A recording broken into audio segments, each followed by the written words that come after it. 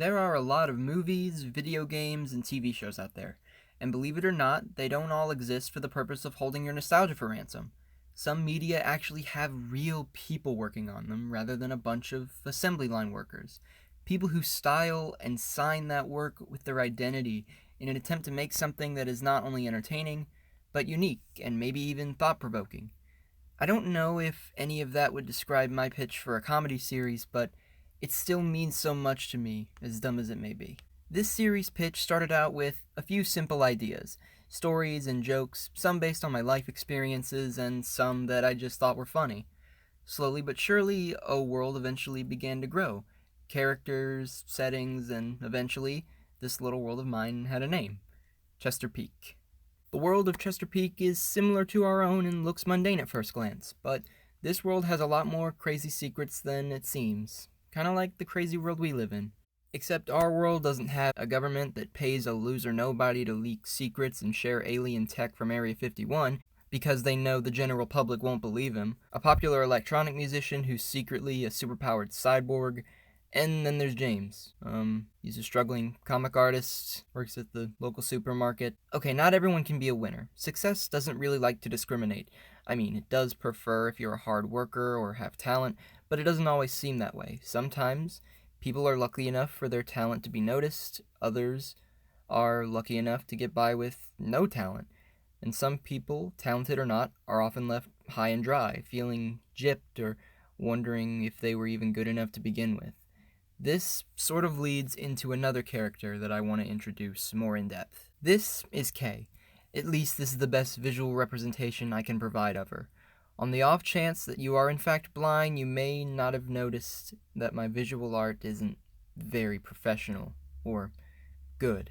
I just wanted to go ahead and address the elephant in the room, but bear with me. I'm a writer, not a painter. She is a tween in middle school. She doesn't have the best grades, but has an incredibly creative mind.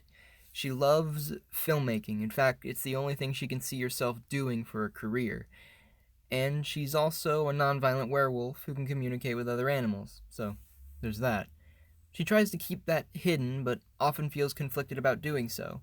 She knows that it is part of who she is, for better or worse, and doesn't feel comfortable hiding it. She wants to be transparent about it and knows she has friends who will stand by and support her, but fears she may be wrongly labeled for something she doesn't let define her. Existing in this self-sustained bubble can feel lonely. This is a bubble that I still have trouble popping today. For the most part, however, Kay is pretty laid back, but as she grows older and continues to push herself towards her dream career, seeds of doubt are planted.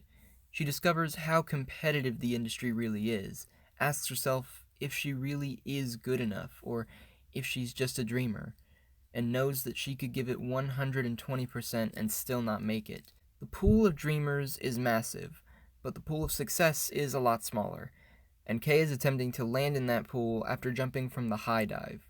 She feels as though she can't turn back, though. After all, she's tried to research other career options and decided that she couldn't stand making a living out of them.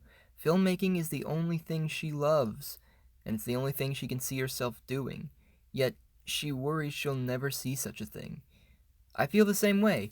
I can't picture myself counting beans or checking your prostate.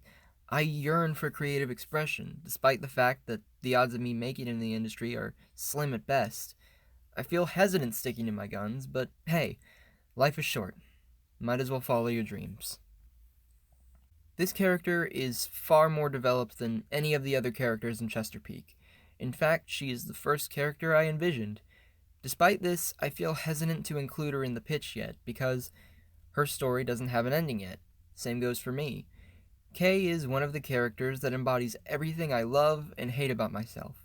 Everything I am, yet wish I could be and hope to become. Our stories haven't reached their endings or even their climaxes yet, but here's hoping that these stories have happy endings.